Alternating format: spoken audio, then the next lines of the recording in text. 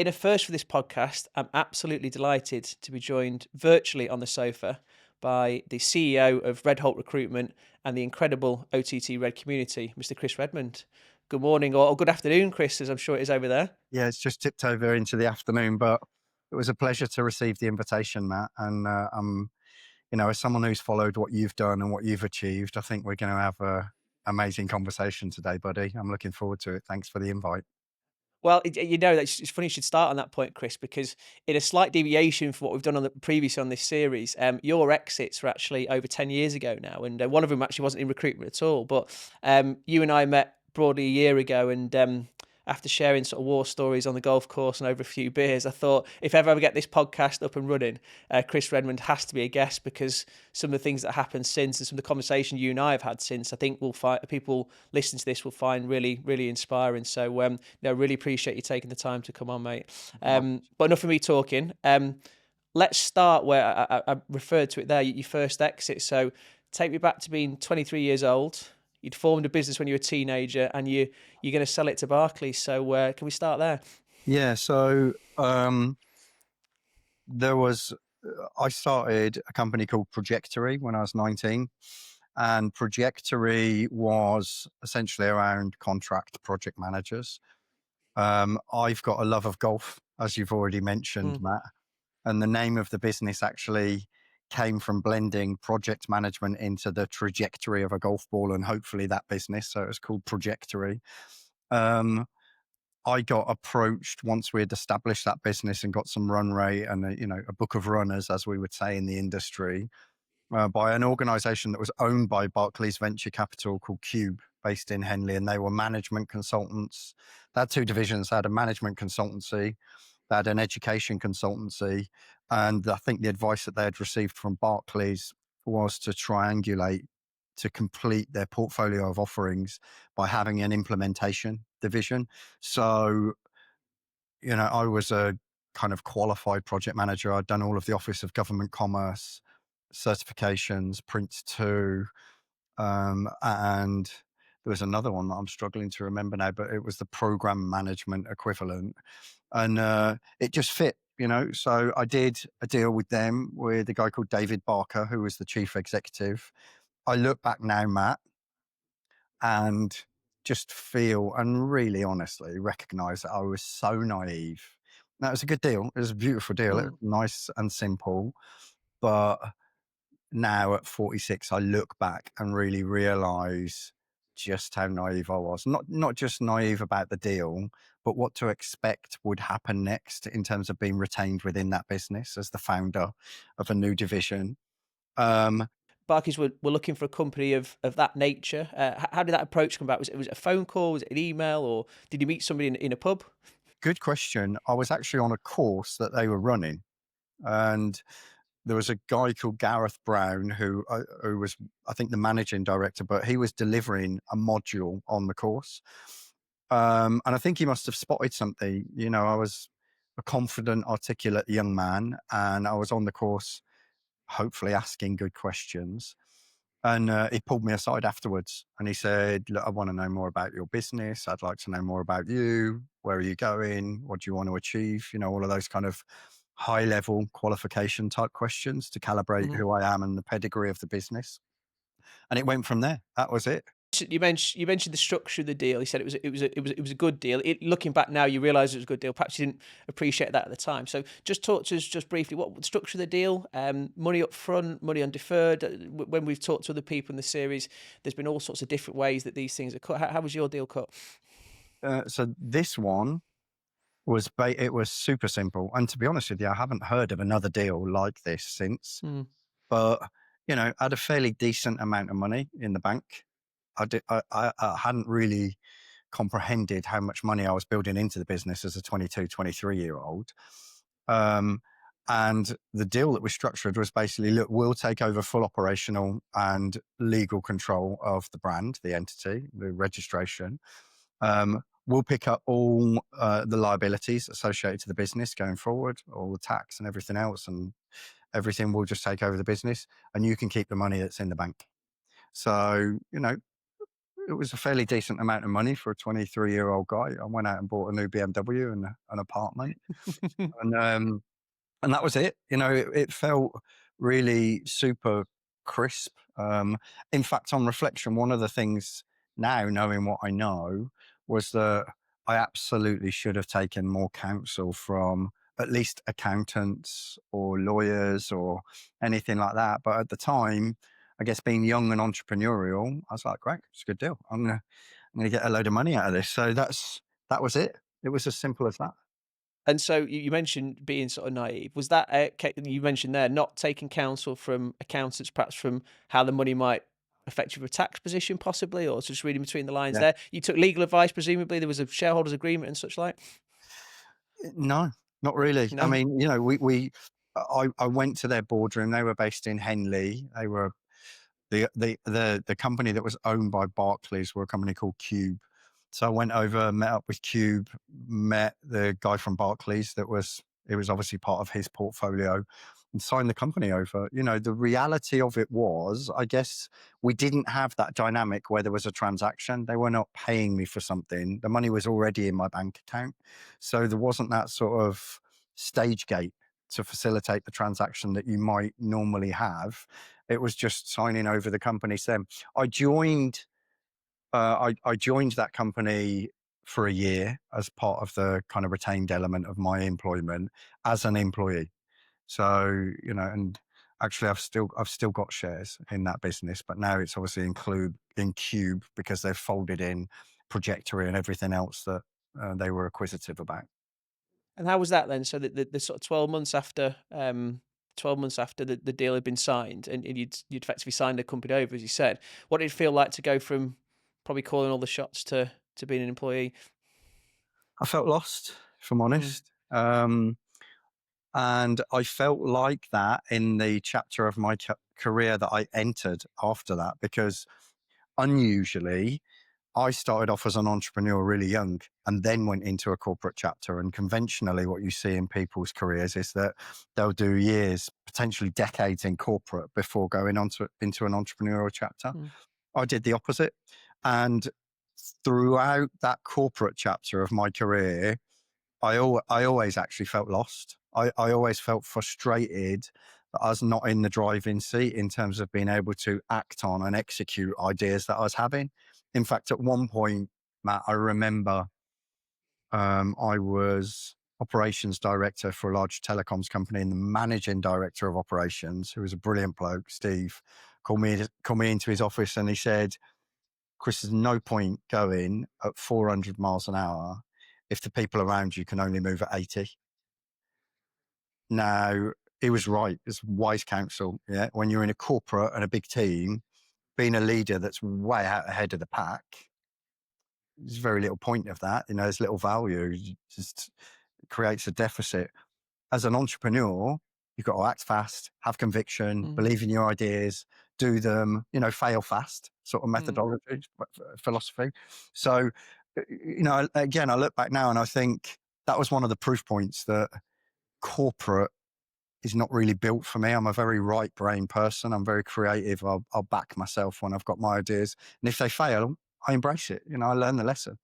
Um, but yeah, when in that year when I was at Cube, I wouldn't say I was particularly productive. Don't think I contributed as much as I had when it was my own business. I Mm. think I was just defocused after that. And you mentioned again, just use your words about being naive. Was there a conversation at all about what your role would be post transaction, or was it a case of you just assumed it would be you continue you'd been on that trajectory of building a business, doing really well. The assumption was that well I'll just keep doing those things, but actually it was a very different role for you post transaction. And or was there a discussion at all about what you'd be doing? Yeah, you know what? Your question reveals a dimension that I'd imagine a lot of other people post transaction feel. When you own a business and you own the cash flow of that business, you can throttle and pace your Mm, activity to match how you feel and what you know you need to do. That's not the case when all of a sudden the income that's generated through that line of business becomes a contribution to an entire business's income. And there's a sales target every month. And, all of these structured type of things. Um, and that felt really alien to me. I can remember thinking the way I used to sell, my style, as you know, Matt, is very social, Mm, social selling, very fluid, very move fast, sense and opportunity. And all of a sudden, there was this structure. How many meetings have you had? What's the conversion rate on the meetings? What's the mm, deal probability looking like? What are your conversion ratios? I was like, what is this? You've got to remember, I'd actually never been a salesperson. I'd only been a kid that founded his own company, really. mm. So all of this You were talk, delivery guy, really, and I guess your natural sort of sales came out of doing a good job of the delivery, presumably, yeah, when you you're built the absolutely business. right. My ability to talk about projects and program Yeah. management and what it takes to structure, deliver, contain and mitigate risk, all of that sort of stuff was what won clients over. I used to sell through results. Mm. So yeah, it felt strange, to be honest, and I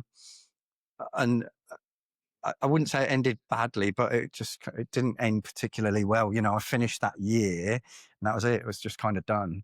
So yeah, I didn't realize that I was learning a lot of lessons then. I look back now and realize more now the lessons that were on offer then.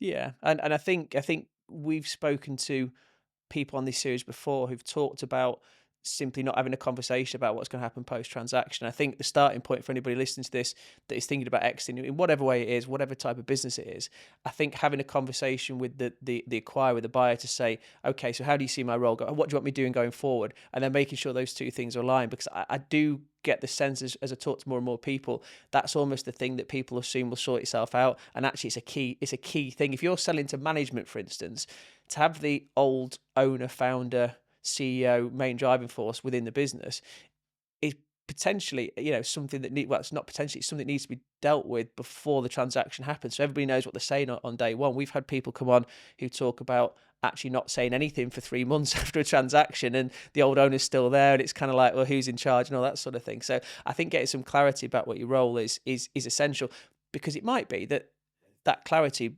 provides you with the clarity to say, actually, this isn't for me. Either the transaction's not for me, or indeed I'll sell and then I need to walk away. Otherwise, this isn't going to work for us. So yeah, I think that's a really key point. I've been in other situations as well where, you know, Red Holt has been under evaluation Mm, from potential very big organizations that were attracted to the pedigree that we've got in the media sector.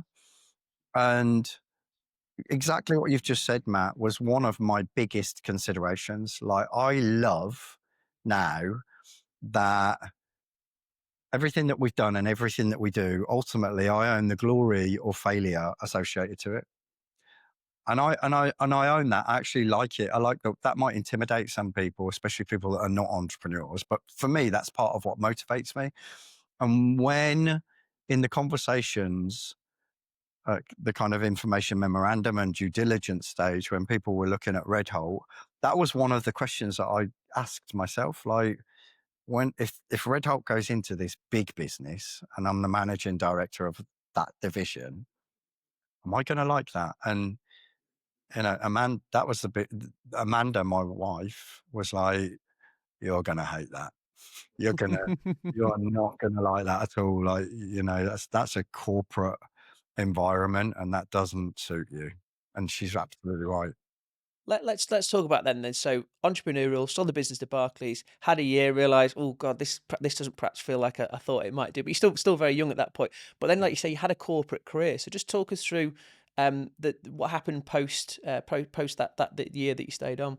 Yeah, so I went into quite a long stage of my career, being exposed to various corporates. Worked. Um, I worked in telecoms. At that stage of my life, I was always in telecoms. I went in and I was the head of professional services for a group level for a company called Colts, City of London Telecom. A lot of people in the tech arena, particularly in Europe, will know them. We had 18 data centers and 36,000 kilometers of fiber in the ground around Europe. So it was 5,000 people. It was a big company. Mm.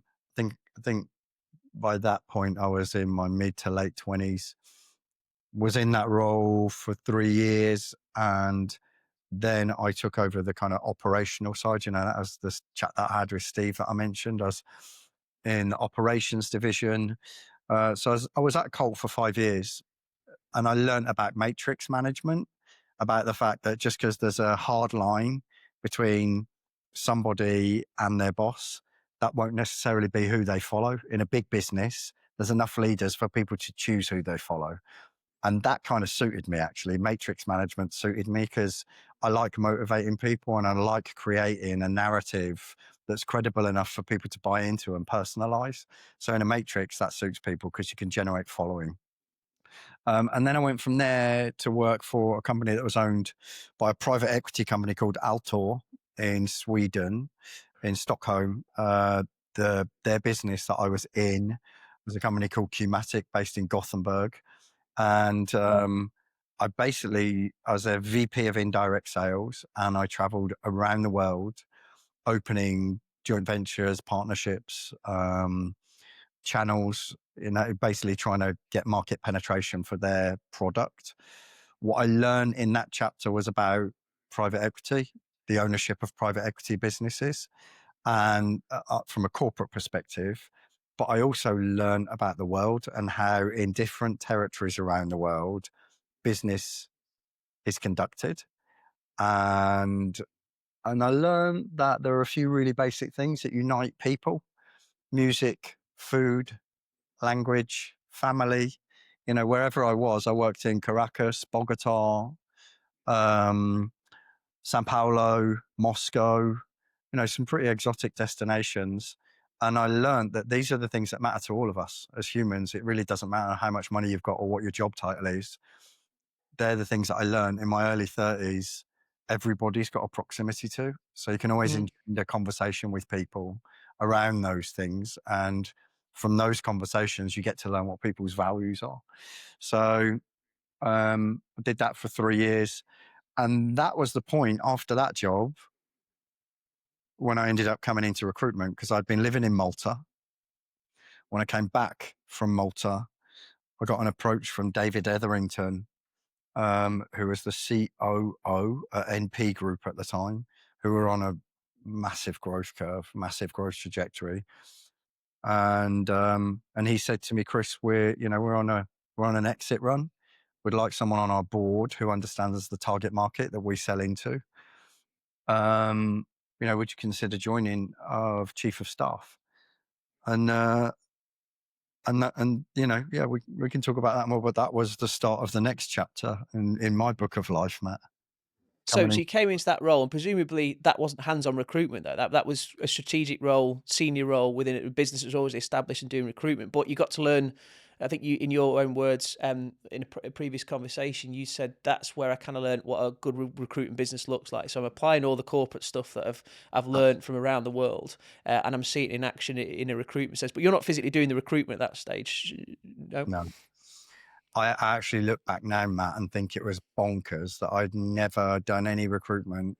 No, we were a really successful RPO division. Within 6 months, I became managing director of the global RPO division. And I look back now and just think that was either stupid or ballsy or both to run a division like that. Um, where we were doing amazing things, like the products that we made, the kind of on-demand pop-up RPO was awesome. It was flying off the shelf. I loved selling it. I loved productizing it.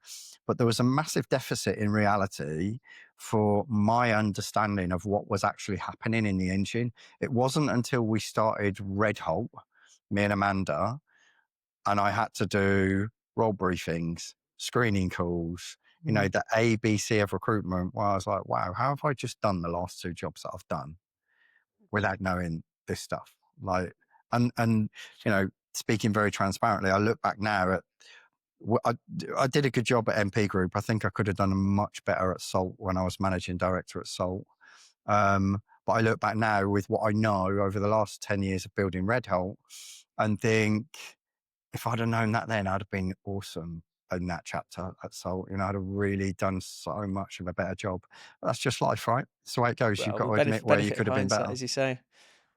So, Chris, taking us back to your MP days then. So, could you give this to some idea of sort of numbers and things like that at the time? Because MP obviously eventually was an exit while you were still part of that organisation. So when you started, what sort of numbers were the guys doing, and what was your division doing at that time? So we were, Matt, I should have looked at these numbers before coming on, actually, because it was a long time ago now. But, put it this way, we had 60 people in the RPO division that I was running, deployed globally across the offices that we had in New Jersey, London, and Shanghai, um, which I had really enjoyed setting up. We also had an executive search division. That was the tip of the spear, really, in terms of the brand. I really liked the way that Chris had set up NP Group as a very eloquent boutique. The methodology that was used. That's what I really admired that about the way that him and David set that brand up with a strong spine, operating spine. It helped with the sales. And it also meant that everyone delivered consistently. We knew exactly what needed to be done rather than just running a desk. And then there was a contract division, and Nick was running the contract division. I'm struggling to remember what organisation he's at now. He's a managing director of a big UK-based IT contractor organisation. But, Chris and David formed a really strong, powerful team in order to go to market. And that was the team. We worked with Katie Folwell Davies and Sahale as our nominated advisors. And they were who we worked with to pull together the IM, the brochure that went out to potential investors and acquisitive entities. And, then we entered a stage with that business where it was crazy. I mean, you know what it's like, Matt, selling a business or looking at investment or whatever might happen. We were looking at acquisitive entities or investors, the banks, various different private equity sort of companies. I absolutely loved it, if I'm honest with you. But it was intense. I was also setting up the New York office at the time. So I'd be dialing into these investor pitches while we were pitching to them as the MD of the RPO division. And it'd be 4 or 5 o'clock in the morning in New York where I was setting up that office, and 9 o'clock in London, or whatever the time would be. And I'd be suited and booted, ready to go sit in there in my hotel room. In the middle of the night, wherever you were. Yeah, it was awesome. I love that. That's a good way of illustrating the sort of environment that I thrive in. It's not the conventional turn up at your desk at 9, leave at 5. Those sort of environments where it's like almost going to demand everything. That's what ignites me. That's I'm like, yeah, that's a bit of me. I like that. You're going to send me to Caracas to work? I like that. You're going to want me to be up pitching to investors at 4 a.m.? I like that. It's fascinating, Chris. I've always felt that whenever the business I've been involved in have got to a certain point where they are ticking along nicely, I'm not the guy, I don't think, that's there to squeeze the 1 or 2% out. I'm the guy when COVID drops, it's like, right, this is my environment. This is where I thrive the best because, as you mentioned something before, which is really interesting, is it wasn't all on me, but it felt like it was all on me. All of a sudden, it's like everybody's futures in this organisation, 60, 70 people at that point. It rests on my shoulders, and that's what I liked about that particular period of time, that I was able, I was up, I was doing 15, 16, 17 hours a day. And I remember actually going to lying down at 11 o'clock thinking, I just want to go to sleep so I can get up in the morning and start again because, I'm on a roll here and I'm enjoying it. And, this isn't the eking out of, we're at this profit and we're going to add 3% to that next year. It wasn't that. It was, there's a chance the business might not be here in 6 months' time. There's a chance all these 60 jobs won't be here in 6 months' time. And that's where I really thrive. So it's really interesting to say the same. One of my favourite books is a book called Leading at the Speed of Growth. And it talks directly to the point you've just made, Matt, which is, and I ask myself this quite a lot. I'm what I would call a frontier guy. I love a new venture. I love an idea. Like, how do we make something from nothing? Just an idea, just a kernel of an idea. But the notion behind the book is that at various stages of growth, you need different styles of leadership to continue the trajectory of growth and the momentum. And, Steve Jobs is a bit of a rarity in terms of being able to take it from the garage to being, Mm, highest market cap company in the world. But, most people can't do that. And it's because of exactly what we're talking about. It's like at some point you go, it just doesn't motivate me as much. mm, I'm talking about the Projectory chapter. I wouldn't have known it then because I was too young, but that probably was the reality, building a business from being 19. I started that business from playing a round of golf with the guy who was the managing director of a huge business at the time, Nortel. And he said to me, you know what, son, you should start your own business. And we talked about it over the round of golf at the Oxfordshire. And he said, I'll help you. I'll help you out. That was probably on a Friday afternoon. I literally resigned on Monday from the job that I had mm. and registered my first company, Projectory. It's like ideas like that are always going to ignite my It's future. it is amazing, and again, I can point to a similar example of where who I describe as my mentor, a chap called John Whelan, brought me into a business and said, "Listen, this is the way." This is the way it goes, and because I sort of idolised John, I sort of followed his suit. And so, but if John had been a different person, perhaps more conservative, perhaps more pragmatic, then yeah, maybe I wouldn't have been in this same place. But like you say, you're on the golf course. Somebody says to you, you can do this easy. At that age, you're kind of like, okay, then that's great. Somebody I look up to, admire. They've clearly done really well for themselves, and away you go on a different trajectory. I'd like to think we'd still be on that or similar trajectory, maybe not quite the same one, but similar trajectory, even if we hadn't had that inspiring sort of people around us. But I think often right place, right time stuff, hearing the right thing from the right person, I should say, rather than right place, right time, can Yeah. make all the difference. There's a proclivity that I've noticed with entrepreneurs as well, which is it's partially warrior mentality, that like get me into the battle type Mm, of thing. mm, And it's partially having the nose for opportunity. Like the entrepreneurs I know, you can go out and have lunch with them and they'll spot an opportunity to do something. It's like, oh, I should do that. I should do that. In fact, if anything, my marketing director now says this to me regularly. And he said it in our last team meeting, actually. We do a thing every Monday morning called Lock and Load, where we all get together, set up for the week, lock and load, basically. It's an emotional springboard into the week. And something that Josh said in the last week's Lock and Load was, we need to stop having so many ideas and just focus on the things that we're going to do. And mm. that's my influence. I have to own that. It's not necessarily even a good thing, but I can't stop myself doing it. I just have to be careful about when I verbalize too many of those ideas that I have, really.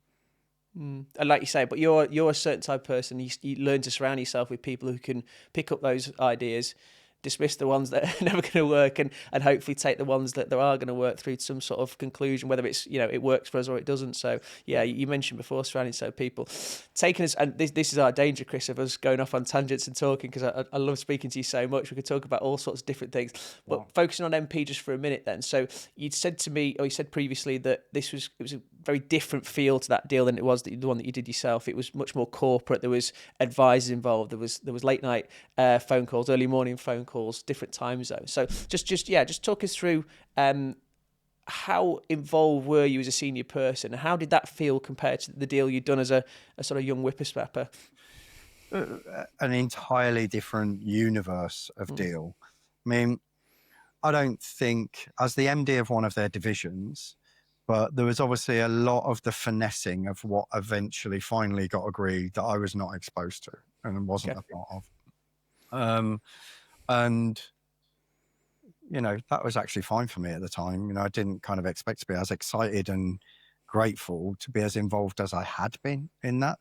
But yeah, it was entirely different. I mean, I had become part of someone else's journey in terms of the founder of that business to help generate momentum towards the event that he was aiming to manifest, and he did. You know, and Mm, I'll never forget. And he is someone who I will always admire and learn so much from. Saying to him on the day when he was signing paperwork, "How does it feel?" And his response to me was, "Overdue." Yeah, and I get it. I actually get that because, and what it suggests to me, and what I think it's indicative of, was just how much persistence it takes to get that deal over the line and to make it happen. And almost unanimously, everyone that I speak to, I don't know what you think, Matt, about the events you've been through, but most people say to me that it takes much longer than they realize to actually make stuff happen. And that's my personal experience as well. In other things that I've been involved with, um, one of the businesses that I've got a shareholding in now, a software business, we thought we were going to do a deal earlier this year, earlier this year. And it sort of starts dragging on and things take time and then people change and that person doesn't have the same feeling for what the deal might have represented financially or strategically.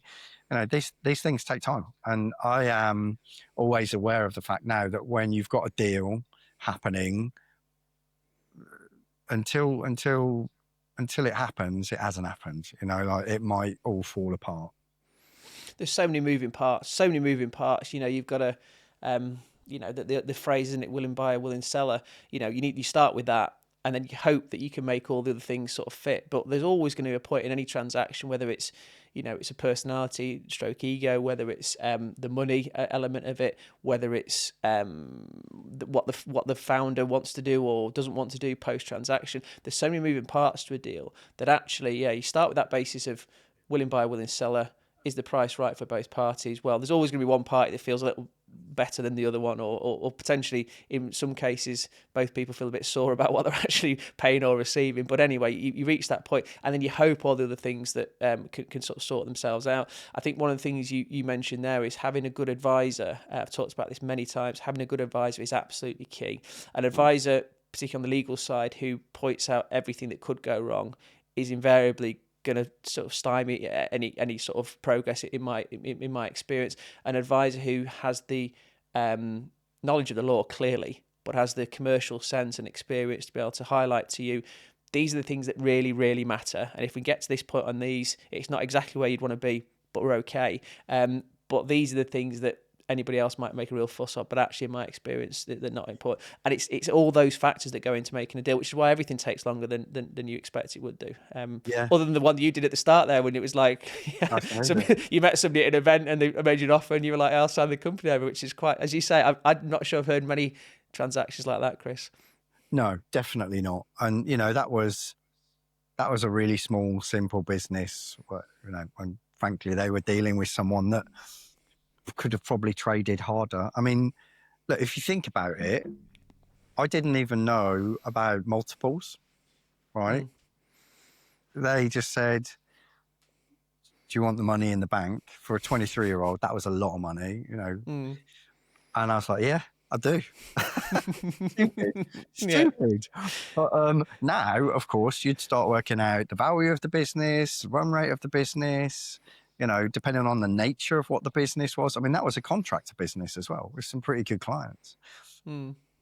So yeah, you look back. And another thing that I'd add about the trusted counsel that you take, I would also say that one of the things that's super important is having someone that's got anecdotes and experience that they can say, listen, I've seen this happen before and this is what happened. Because then ultimately you still own the risk profile associated to whatever decision you're making, but at least you feel as though it's based on something tangible rather than theoretical. I feel as though when you've got advisors around you that can offer you that sort of insight and experience, if you trust them, you can lean into it with that little bit more confidence that the decision you're making is based on something a bit more comprehensive than what anybody could read online. Yeah, and word for word, previous guests on this show said exactly that. They wish they'd gone to people who'd been through the process before and just asked the questions. And I guess whenever I work with people now, it is always from I never force anything on anybody. You can't really, because it's ultimately their decision. But what you can do is give them the benefit of my experience to say, in this scenario, this is what happened to me and this is how it felt. This is how it felt for me and this was the outcome. And then, as you say, people are making decisions based on some substance, I think, rather than like you say, theory's great, and often the problem is with theory though is it can go in all sorts of different ways, can't it? And you can find yourself going down all sorts of different rabbit holes, when in reality you want somebody to say to you, these are the things that really matter, and actually if you get those right, or you get somewhere near with those, you're going to be most of the way there. Mate, I love an analogy, and I feel as though if you were a race car driver, think of the speed of your emotions and your thought process, how much you're Mm. learning and trying to reflect on and evaluate in a transaction. You actually want someone who's been on the track before and can tell you what that hairpin turn is likely to feel like and how to approach and exit that moment. If you're just reading about it or watching a video about how to make it, it's going to feel totally different to It actually being is. able to look into the eyes of someone that's done it before. You're like, yeah, okay, all right. And I also think just one other thing before when we must move on to your recruitment career, which is what a lot of people will be tuning in to listen to. But one thing you said there about the guys offered you an amount of money in the bank account, and you're like, yeah, I'm happy with that. There's also a lot to be said, for they often say, somebody's working for X amount per hour. They're perfectly happy until they find out the person sat next to them in the office is getting 50p more, and all of a sudden that isn't enough, and it's sort of thing. I think there's a lot to be said for setting yourself a goal, a target, and if somebody offers you that valuation, you take it and you move on with your life, because you could spend forever, like you say, can I eke a little bit more out here? And then all of a sudden you've lost 18 months, 2 years of your life trying to get a higher multiple, or Yeah. doing something slightly different than you did before, when that's 2 years of your life that you could have actually been living. When you think to yourself, I was actually happy with what we've got. And again, if you look at my last experience with Worker, Stephen Mix, who was our sort of M&A director, came from Hamilton Bradshaw. We'll talk about Hamilton Bradshaw in a moment. Came from Hamilton Bradshaw with that mindset of, once we get to X figure, that's us, we're done. And then we're going to execute the transaction and go our separate ways, as it was with Stephen and I. So, there's a lot to be said for setting yourself a goal, a number. And once somebody offers it you, if you're lucky enough to get somebody to offer it you, then, take it and move on, because you can spend years agonising over something different. I think it's a really brilliant point, mate. Absolutely. Because as humans, especially when we like to believe we're super intelligent, we can demonstrate an inclination to overcomplicate things, Mm. sometimes to the detriment of that outcome that we're actually trying to expedite. So, no, it's a brilliant, it's a brilliant perspective. And it sounds as though Steve, was it that you just mentioned? Steve Mix, yeah, Yeah. yeah. Having someone to set that magnetic north on, this is where we're going. It's what we're going to do. Right, stay on song is really valuable. Back to you, Chris. Recruitment. So you've taken your first steps into recruitment. It's gone really well. You've been part of a management team that's had an exit with MP. Yeah, I spent some time at Salt, and then you set up Red Holt. correct. Yeah. Yeah, Why? What was it? Talk to us about the motivation for setting up back then. Like you say, by that point you hadn't actually done any recruitment yourself. You've been in senior roles. Clearly had some real success. But why effectively go back to the tools, or start the tools for yeah. the first time at that point? So look, when I came into recruitment, I still say this, I felt as though I'd found my career spiritual home. I really, really like recruitment. I'd always loved building my own teams. I like processes and methodologies. That's back to the project management time of my life. And I actually really like providing counsel to hiring managers, especially like chief execs. A lot of the stuff we do is senior and C-suite. And when you've got the relationship with a chief exec and you're offering them more than just the opportunity to look at a CB, it's really rewarding. So it got to a point after Salt where, I was speaking to some really interesting characters. You mentioned Hamilton Bradshaw. James was one of them. He had a number of distressed acquisitions that I think he had on the table at the moment, and he was going to unite those and was looking for a chief executive of those.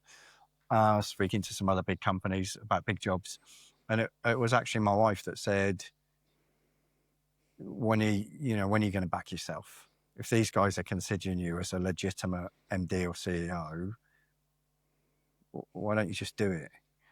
And that's what we did. That's when me and Amanda started Red Holt. That's where the name came from. We weren't married then. It was Chris Redmond and Amanda Holt, Red Holt.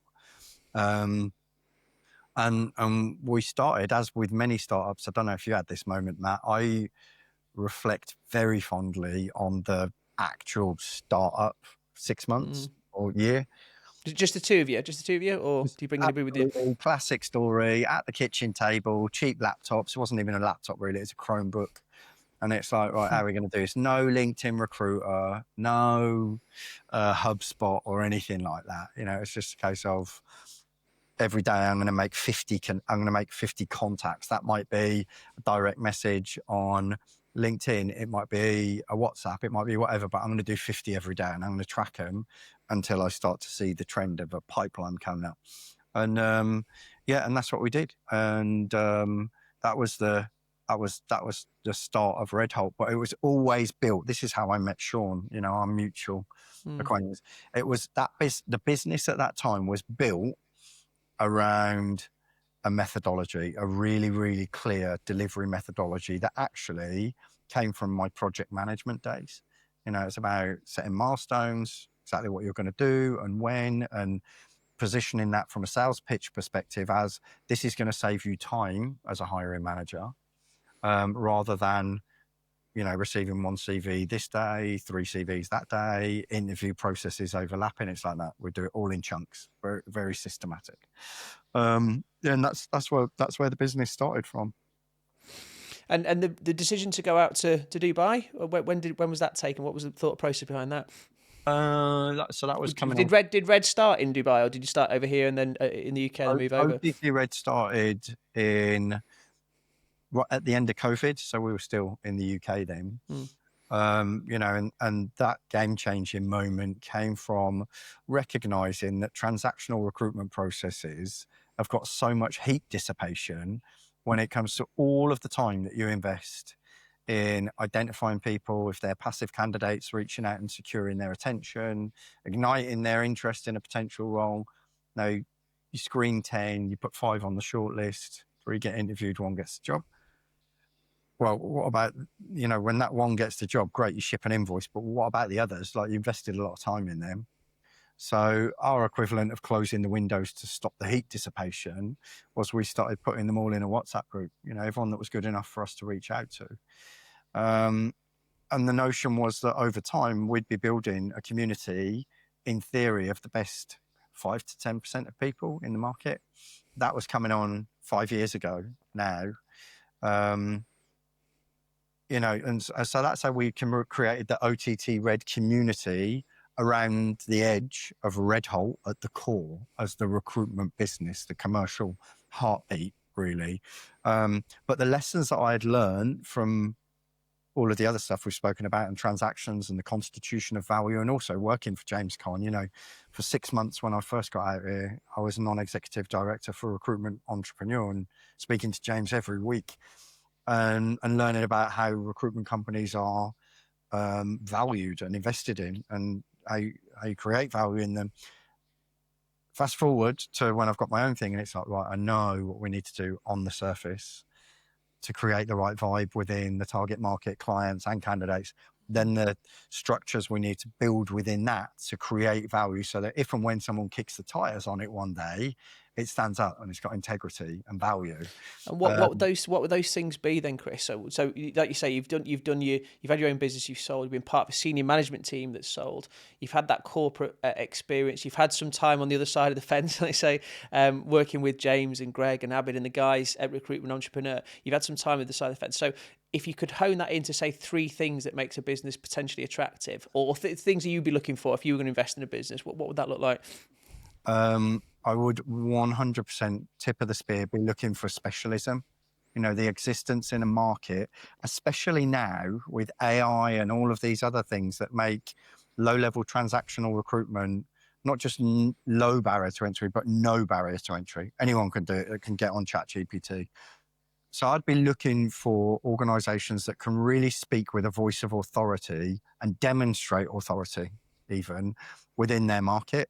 And I'm really proud of the position that we hold in the media sector when it comes to our brand recognition. The next thing is, I suppose, stability in the revenues, depending on the constitution of those revenues. Whether that's a contract book or perm, is that lumpy or is it stable? And what's the direction of travel within that? And then the third thing, obviously, just from a business perspective, is how nutritious is that revenue? And if there's a lack of healthy profitability appearing on the bottom line, in the contribution to the bottom line, I'd then be asking questions, sorry to pollute my 3 with a 4th, Matt, but then be asking questions around why is that? Because it is possible, and we've had this within our own business at times, where you consciously overinvest which obviously leads to an erosion of profitability, but you overinvest to create the bump that you want to create going towards the future. For us, that was building an app for the community. That WhatsApp group got full. You can actually Mm. fill a WhatsApp group where you can't let any more people into Wow. it, even How if many you is want. that? How many is that? What's the number on that? Do you know? It's 1,124, something like that. Wow. So the number's not as big as you might think it is, but every single person that came into that group, I personally vetted, and now we've got thousands of people in 67 countries, but we had to build our own app in order to sustain the growth trajectory, right? I could have stopped. Now it cost me tens of thousands of dollars to do that. And at the time, media market's been a tough market. And at the time it was like, we're putting some of our cash into this. I'm Mm. glad that I did it. I'm actually glad that I did it, because now we're having between 5 to 10 people a day join the community, become members. That might not sound like a lot on a daily basis, but you put that over a week, a month, a quarter, it's really good. And the level of attrition's really low. And with every single one of those people, when they come into the app, I get a notification and they get a voice note, a video, or at least a message from me giving them my phone number. So everybody in that whole community has got proximity to me, and then they all see me on LinkedIn doing all that stuff. So a community is about a digital ecosystem, really. So I'd be looking for that specialism, predictable revenues, nutritious revenues. And if the revenues are lumpy, what's the sentiment around what's affecting the bottom line? Because you might look at it and go, that's actually worth it. They're investing in the right things. Amazing. So just to pick up on a point there, the community is, for want of a better word, you put 5 candidates forward for a job, 3 of them get interviewed, 1 of them gets the job. The 5 people that you clearly thought were a good fit for that business, or the 4 people who didn't get the job, I should say, typically drift off into it, or still in a database, and they might get revisited at some point. Correct. But typically, they go and get another job with somebody else because they're in the market and that sort of thing.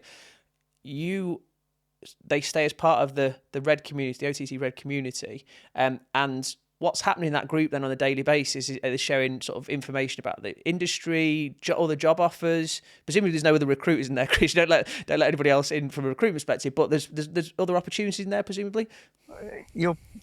So to answer the first one first, and then about the other recruiters, they talk about everything in there. Okay. Like, it is a university for me and my team. You've got media experts, people that have been in media, in lots of different forms of media, from content production, distribution, content acquisition, in the broadcast channels, all of the media tech. It's a massive industry.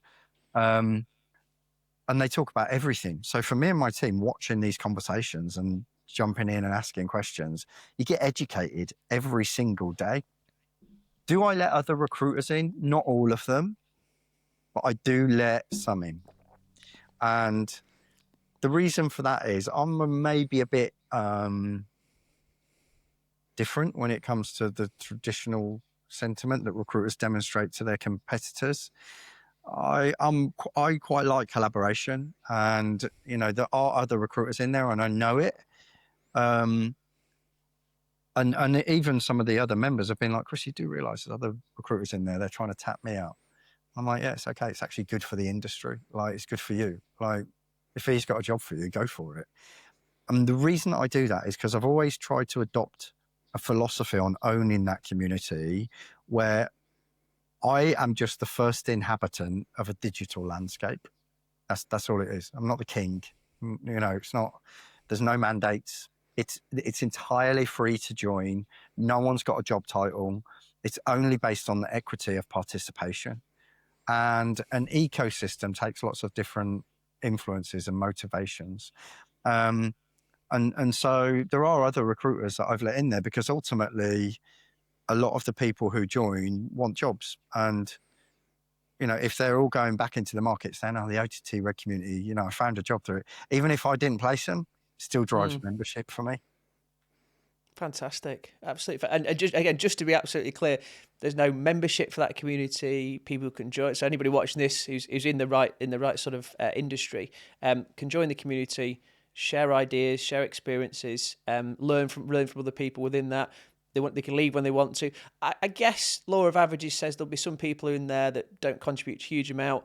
There'll be some Mm, people who could contribute loads, and the majority of people will be somewhere in the middle where they're kind of yeah, contributing something. But it's all yeah. it's a very positive experience, presumably for people in There's there. definite oscillations. I mean, look, everybody that joins, like I said, is in media, in the media sector. There's people from 67 countries in there, so you get really different accents of even the same topic, different things Mm, happening in New Zealand to what might be happening in Canada, for example. But yeah, there's definitely the polar extremes that you mentioned, highly engaged participative mm, people, then people that just don't. And I respect the reasons for both. And then you get those in the middle and the oscillations of sometimes they contribute a lot depending on what's being discussed. Or, we hold a lot of webinars and we do physical events around the world in Dubai, London, and Singapore called Media Mondays once a month. We also do a lot of trade shows for C-suite leaders.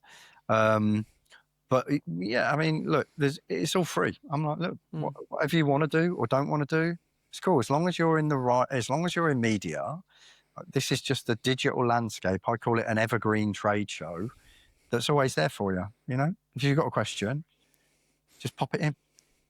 And presumably bringing it back to what you said was the first of 3 points, having a expertise, having a niche, having a clear message of what it is that your recruitment business stands for, having a community that supports that away from just recruitment. So presumably going to client meetings and being able to talk about the community is a fantastic way to start any conversation away from recruitment, away from ultimately what we're there to talk to them about, Yeah. but a fantastic way to open any door and have any conversation. Yeah, it's very rare, actually. This is going to sound surreal for me to go into a meeting where I feel like it's a client meeting, like a Mm, traditional, it's a mm, client meeting. As soon as you say those words, I remember the ones that I did at Salt and MP Group, and it's a pitch, right? You're going into mm, pitch. That's what a client meeting is. When I meet people and talk to people, I'm generally speaking to other community members. So, that we trade on reciprocity. We all help each other. My offering is recruitment, and they mm, all need that sometimes. But we also help connect within the community. There was a guy that put into the group yesterday, I need a documentary filmmaker in India. It's like, someone else was like, yeah, don't worry, I'll connect you with so and so. Like, it's just done. It just happens quickly. So it brings a very different, very modern feeling to the nature of trade and the lack of necessity to do outbound sales, mm. what we'd call outbound sales.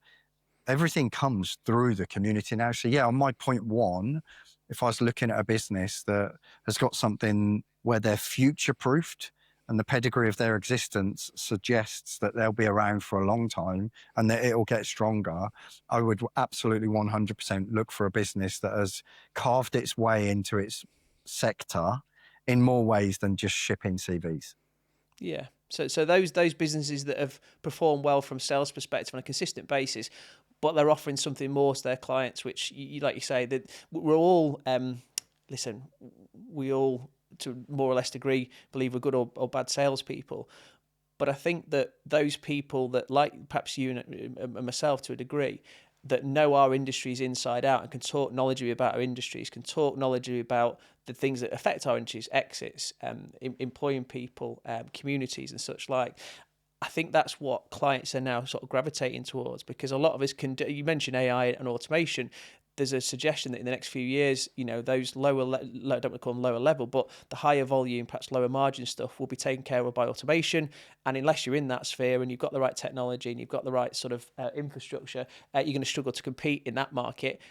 If you haven't got the expertise to be able to hold a meaningful conversation with the client away from recruitment, you're going to struggle in the sort of niche markets as well. So anybody caught in that sort of what I call general recruitment may struggle over the next couple of years. Would you share that view? Yeah, 100%. Look, I believe in what I call the art of recruitment. There's Mm, a million systems. There always was a million systems, but now there's even more. Now we've got AI. That's the science of recruitment. I think that in the future, the premium associated to creating a lucrative business will come from the art of recruitment. And that's based on experience, because experience leads to intuition, with a good enough vocabulary and emotional intelligence, your intuition can be articulated as wise counsel for people who are hiring, and you can still only build that based on time. So, Chris, brilliant. Listen, honestly, we could talk all day. We could talk for another couple of hours, if another couple of hours. But I know you're a very busy man. Let me ask you this sort of last question, really. So, if you look back through that entrepreneurial phase, your corporate phase, getting into recruitment, building your own recruitment business, the community, how has that been for you emotionally? If you can sort of the various sort of points in your career, how are you feeling about the wider world? You do a lot of traveling, you've been around the world. How's that affected you and those sort of closest to you? Um, well, I mean, Matt, we've known each other, so I went through quite a big divorce. I definitely feel as though the chapter of my career that I was at, the level of my arrogance at that point,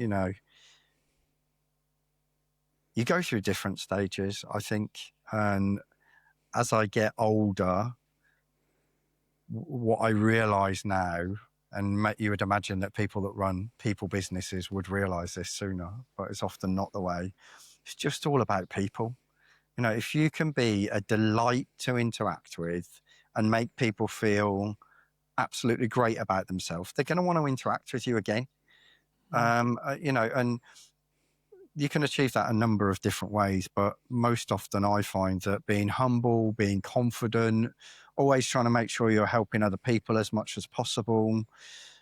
Whatever you do at whatever level, there's got to be something good in that, really. And I find now running my business with a community approach, to be honest with you, Matt, I think that if you didn't have that sort of humility and desire to help others, your community would wither on the vine quite quickly.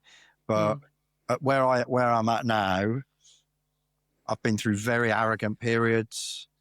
I've definitely been through selfish periods, all of the above. Where I'm at now is I'm a bit like, I've been through materialistic periods as well, like driving all the right cars, wearing all the right clothes. I don't really give a shit too much about that stuff now, if I'm honest with you. And I think it emanates from enjoying what I do. Like, I really, really enjoy what I do. And I know that I'm in a space where I feel very purposeful. And that sort of disarms all of the other distractions to a large extent. Don't get me wrong, I'm still super ambitious and all of that sort of stuff. But it's like, the next chapter of my success can only come from creating success in other people's lives. I think that's how I'd sum it up. And that motivation for, again, very, very common thing that people have said as I've been talking to them is they get as much, if not more, enjoyment out of other people's success as they do their own. So when it comes to a transaction, it comes from an event, it's almost like what that's done for other people that is as important or they're more as proud of as it is what it means for themselves. And I think what I'm hearing for you, Chris, with building the community, yes, of course there's a huge upside for the recruiting business. Of course there is.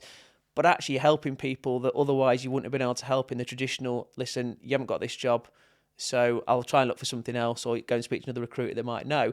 That was the tradition. That even 2 years ago, that's 3 years ago, that's what most of us were doing. You're now in a position where you can offer something else, some element of, think of footballers who retire and they have these sort of these groups now that they can join. So sort of when they've had that, as you say, the thrill of the battle, the thrill of playing the game, it's a huge come down from that to where they are. So they have sort of support groups now. You've effectively created a support group, I think, for people who perhaps Yeah, you couldn't have helped in that way 3 years ago.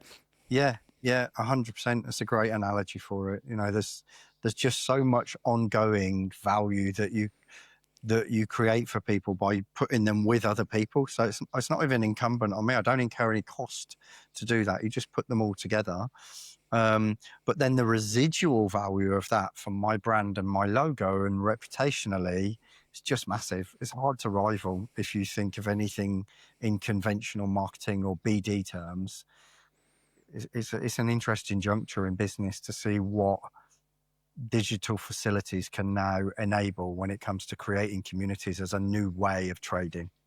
Fantastic. And I'm sure some people listening to this will be going away and thinking about how they might be able to apply that to their business, Chris. So yeah, that has been super insightful and super helpful, I think. Chris, what can we expect next from you? And then I'll let you get on. Um, not sure I can speak too much in any depth about what to expect next, but there's definitely a big vision that I've got for the business that I want to create to take OTTRed to the next chapter. And we'll do another podcast, mate. When I'm ready to make announcements about that, I'll come back and we can talk about it in more depth. But there's already activity in the pipe to take what I've been doing for the last 5 years to the next level. So this is that's a watch this space, isn't it? I think. It's a massive watch this space. Watch Chris Redmond on LinkedIn, see what happens over the next couple of months. Chris, thank you so much. Really appreciate your time. I say super insightful. Could have spoke all day, but yeah, thank you again, mate, and catch up soon. Always a pleasure. Thank Cheers, you, Matt. Chris. Love See what you soon, you're doing, mate. Bye-bye. Bye.